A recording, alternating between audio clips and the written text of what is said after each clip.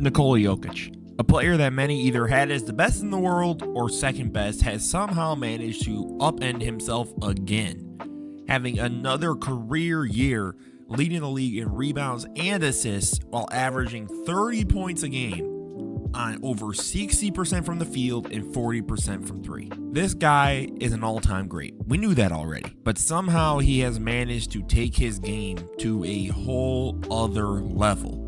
Today we dive into how he's been able to do that and how he might be able to just win that fourth MVP. And we gotta look at what has been an absolute scoring tear by Nikola Jokic. Part of the reason that Jokic has been on this absolute scoring tear is because of the offensive juggernaut that he is. Just look at this possession. Bags down Zubac. Now, John Collins is debating whether or not to commit to the double to stop the possibility of Jokic scoring, but he knows that Jokic can make that pass out to Eric Gordon, who's already getting his hands up ready to go.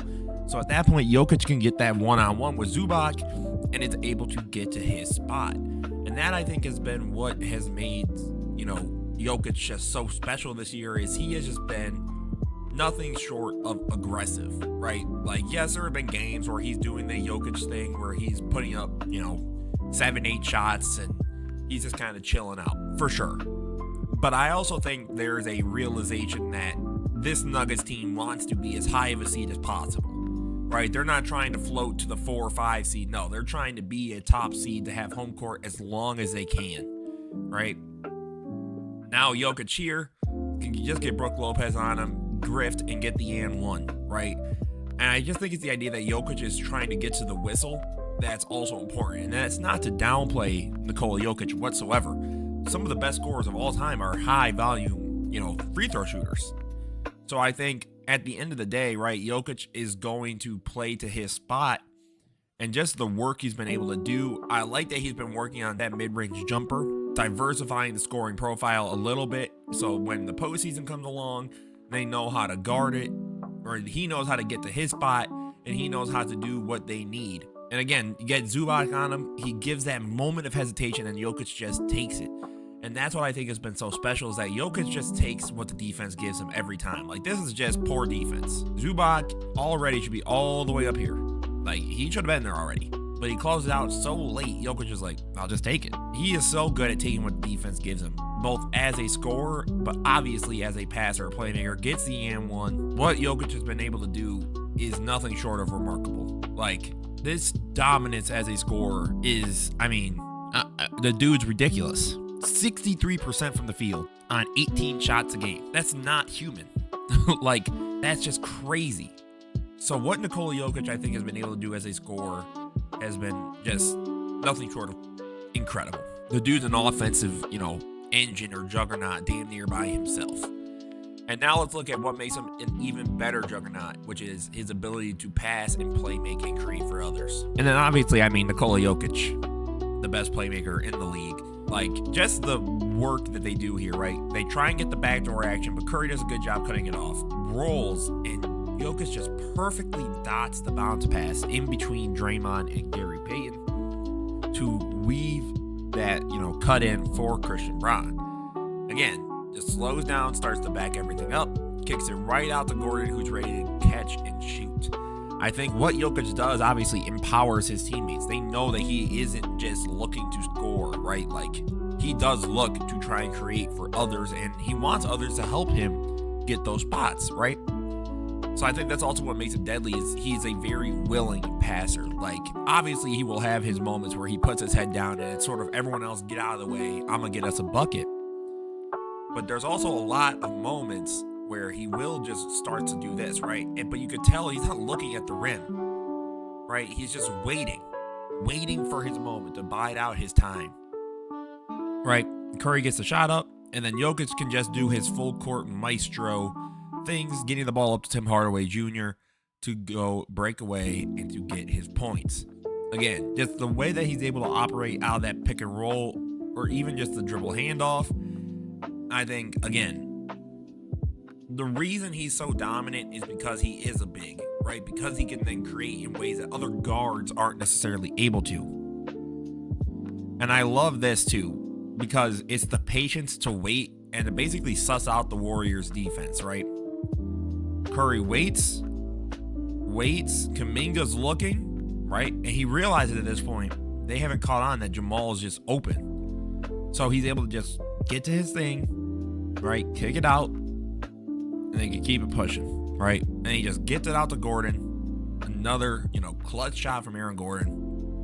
But regardless, right? It's the idea that Nikola Jokic empowers these players to act the way they do, right? He wants you to get to your moments. He wants you to get to your shots. And that's not something that every superstar caliber player can say that they do.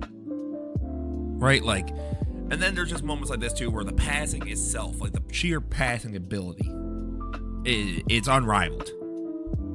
In all seriousness, for a big man, it's not even close. I don't know what five has ever been having this level of passing creativity and or playmaking, right? That is just, do we understand how difficult that is? He just casually behind the back on the cut perfectly gets it to, Cam Johnson ahead of Jaden McDaniels. That's Houdini, bro. And I love here too because he has the 2-option route, almost like a quarterback, right? If the route had opened itself up, he had Jamal. But instead, he got Aaron Gordon on the flash going towards the rim. So again, Jokic has been nothing short of an offensive, juggernaut, a damn near masterpiece of a player this season. And then that leads to the conversation of what comes now with this, all-time great season. And what does that mean for Nikola Jokic and his odds at MVP? With the NBA MVP award, Jokic has actually been at the top of the ladder according to NBA.com. And when you really look at it, I think you could argue, obviously, statistically, he would be your MVP. Now, it's an interesting question about record because Jokic had, I believe, a triple-double season last year and still did not win MVP. Now, I'm not here. This is to the OKC fans, whoever watching this video. This is not me saying that Shea did not deserve MVP. I personally would have voted for Shea to be my MVP. If OKC hits 70 wins, now let's say the Nuggets get to 55. I'm sorry, Jokic fans, Denver fans. Shea's going to win MVP again. The dude's still averaging 37 and 5, not playing fourth quarters, and could have a 15-plus game difference between him and damn near the entire NBA. And that's with, key contributors on the team being injured and in and out of the lineup, except for him. But if they're able to, let's say, stay within a 7-8 game difference, I would not see a reason why Nikola Jokic should not win MVP. The dude's averaging a 30-point triple-double, extremely hyper-efficient, one of the best offenses in the league, still a part of a top defense in the league, even though I understand what the advanced stats say, but we're not going to get into that. But at the end of the day, Jokic has been able to do is just absolute dominance. He can assert his will into any and every game. And he's been doing that now at a high level. He, at first, at the beginning of the year, looked like we were getting back to that, Jokic just kind of cruising, trying to get to the playoffs, just kind of hanging out. Now we're starting to get stretches where he's putting his head down and he wants to get to the bucket. And I think that alone it's deadly. So at the end of the day, guys, I'm curious, what do you guys think? Is Nikola Jokic your runaway MVP? Is the stats that big of a difference for you? Do you guys still look at someone like SGA and go, nah, I might go with him? Now, as always, guys, this was Mr. Knows Hoops. Don't forget to leave a like, comment, subscribe. Let me know what you guys think of Nikola Jokic's absolute dominant, historical season so far. This guy is having a top peak ever.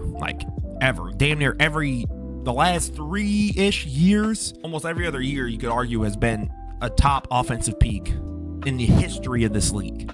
And then the next year will come, and they'll say it's that year, and then the year after that will come, and they'll say it's that year. Nikola Jokic is incredible. So as always, guys, this was Mr. Knows Hoops. Don't forget to leave a like, comment, subscribe. Have a beautiful rest of your day, guys. Peace out.